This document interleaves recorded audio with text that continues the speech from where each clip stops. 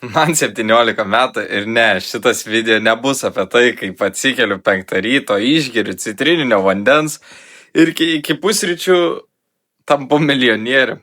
Nors būtų gėda blogai tikrai. Tiesiog noriu parodyti savo dieną, kaip atrodo mano gyvenimas, ką veikiu, ko siekiu ir kodėl apskritai tai darau. Nes pastaruoju metu vis dažniau aš galvoju apie vieną dalyką. Po 5 metų mano gyvenimas bus visiškai kitoks. Klausimas tik vienas. Ar jis bus geresnis dėl sprendimų, kuriuos priimu šiandien? Aš nesu kažkoks guru, nesu milijonierius, net nesu žmogus, kuris viską žino. Tiesiog esu vaikinukas iš Šilutės, bandantis susikurti gyvenimą, kuriuo galėtų didžiuotis. Gal kažkam bus įdomu pamatyti, kaip tas kelias atrodo dabar. Mano diena prasideda 5 ryto. Ir jei galvojat, kad kiekvieną rytą pašoku iš lovos pilnas energijos, ne, tikrai ne. Dažniausiai pirma mintis būna, ar tikrai jau rytas. O antra būna kartais, kad gal dar 5 minutės pagulėti. Ir va tada prasideda dėrybos su savim. Bet kažkuriuo metu supratau vieną dalyką. Jeigu gyvensiu pagal tai, ką jaučiu, tikrai toli nenueisiu, nes jausmai keičiasi. O vieną dieną motyvacijos pilna, kitą dieną jos nebus. Todėl stengiuosi remtis disciplina. Bet disciplina nėra man tik atsikelti anksti ar padaryti tai, ko nenori. Man atrodo, kad disciplina prasideda galvoj. Todėl pirmas dalykas ryte man turi būti ne telefonas. Pirmas dalykas man yra malda. Nes kuo labiau augi, tuo labiau supranti, kad tikrai ne viską gali kontroliuoti. Ir tikrai ne viskas vyks pagal planą. Ir ne viskas nepriklausys nuo tavęs. Ir man tikėjimas nėra kažkoks tiesiog sekmadienio dalykas. Tai yra dalykas, iš tikrųjų pasakius, kuris mane laiko ant žemės. Kai sekasi ir kai visiškai nesiseka. Ir tada einu pabėgioti. Ir ne todėl, kad ruošiuosi kažkokiom olimpiniam žaidynėm. Irgi gal būtų visai neblogai. Sportas man daugiau dėl galvos. Subėgu 5 kilus dabar. Davai. Nei dėl kūno. Nes kai lyja, kai yra šalta, kai nesinori, bet vis tiek tenka išeiti. Ir tada po truputį pradedi pasitikėti savimi. Nežinai, kad gali padaryti tai, ko nenori daryti. Ir žinot, kas įdomiausia, kad tą pačią dieną turėjom apdovanojimus. Mūsų mokyklos komanda laimėjo 1 vietą Lietuvoje estafečių varžybos. Ir stovėdamas ten, pagalvojau apie vieną dalyką. Žmonės dažniausiai mato tik rezultatus. Mato medalius, mato nuotraukas, mato apdovanojimus. Bet nemato visko, kas buvo prieš tai. Niekas nemato tų treniruočių, niekas nemato tų ankstyvų rytų, niekas nemato dienų, kai žmogus nesinori ir deda belekiek darbo. Ir man atrodo, kad gyvenime tikrai labai daug kas vyksta būtent taip.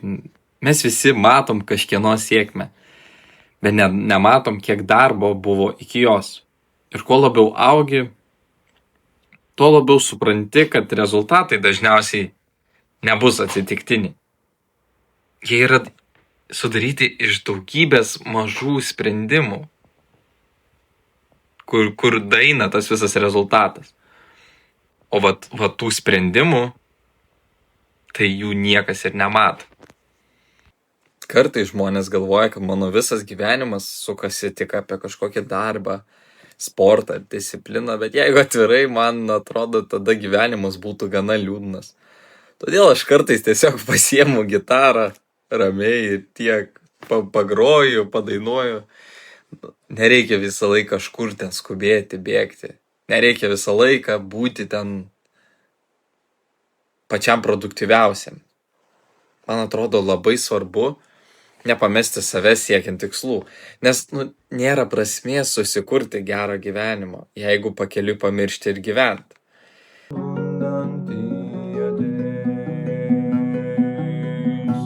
Išsaugot reik rudens begarsę tylumą, be bombų švilpesio kraujuotų pelenų. Ateisiu. Ir būtent po tokių paprastų momentų diena tęsiasi su šeima.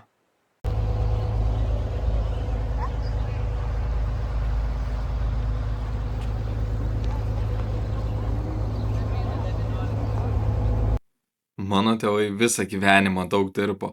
Ir kuo vyresnis tampu, tuo labiau taip matau. Kai buvau mažesnis, atrodė tiesiog viskas vyksta savaime.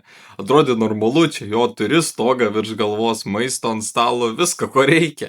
Bet dabar suprantu, kiek daug aukų tėvai padaro dėl savo vaikų. Ir dėl to viena didžiausių mano svajonių yra ateityje galėti jiems padėti. Kad jiems nebereikėtų visą gyvenimą sunkiai dirbti.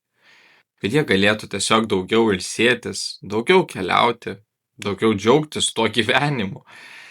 Todėl, kai kalbu apie pinigus, aš negalvoju apie kažkokią prabangą. Aš negalvoju apie brangias mašinas ar kažką panašaus. Man pinigai gali reikšti laisvę. Man jie reikštų galimybę pasirūpinti žmonėmis, kuriuos myliu. Galimybę padėti savo šeimai ir būtent dėl to dabar aš stengiuosi. Po visko grįžtu prie darbo ir čia prasideda įdomioji dalis. Dirbu appointment setteriu. Jeigu nežinai, kas tai yra, sveikinu. Prieš metus, skaitykim, prieš 4 mėnesius aš irgi nežinojau. Ir kai pirmą kartą išgirdau šitą pavadinimą, galvojau, kad čia kažkas labai rimto iš tikrųjų. Kažkas tarp verslininkų, kažkokių pardavėjų ir FTB agentų. Bet realiai viskas daug paprasčiau. Rašau žmonėms, bendrauju su jais ir bandau užbukinti skambučius klientams. Iš šono atrodo gana paprasta, bet realybėje kartais parašai 10 žmonių. Nieko. 20. Irgi nieko. 50. Irgi nieko. Ir tada vienas žmogus atrašo. Galvoju, viskas, pagaliau. Atidarai žinutę, o ten parašyta stop messaging me. Ir tuo metu supranti, kad dar reiktų padirbėti kažkur. Bet būtent dėl to man ir patinka šitas darbas. Jis labai greitai parodo tavo charakterį ir ar tu pasiduosi po kelių ignorų, ar tu tęsi toliau. Ar dirbsi tada, kai nėra rezultatų, nes dažniausiai rezultatai ateina daug vėliau, negu mes norėtume.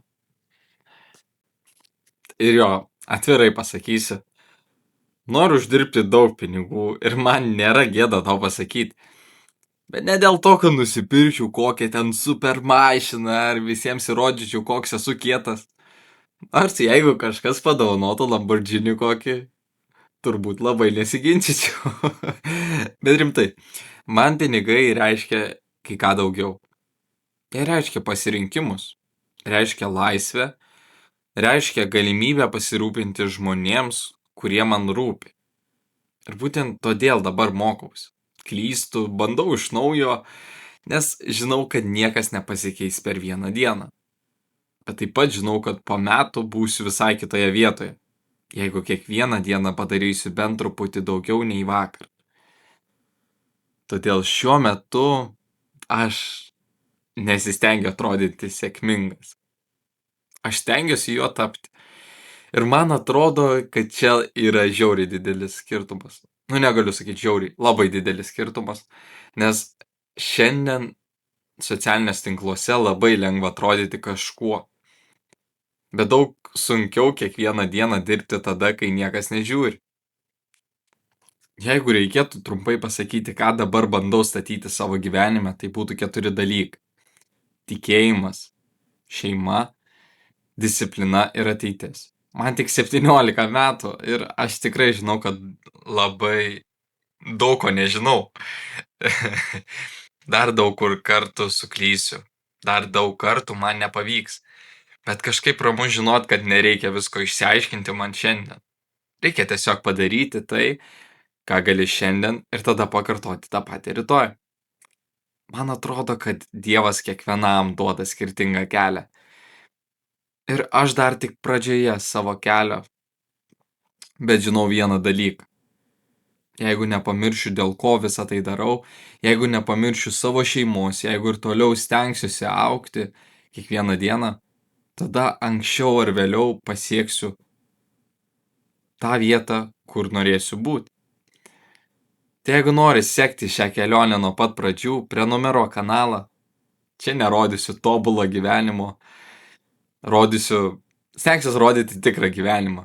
Su progresu, klaidomis, nesėkmėmis ir viskuo, ką išmoksiu pakeliui. Bus įdomu po metų grįžti prie šito video ir pažiūrėti, kiek viskas pasikeitė. Tai pasimatom kitame video. Ačiū, kad žiūrėjai.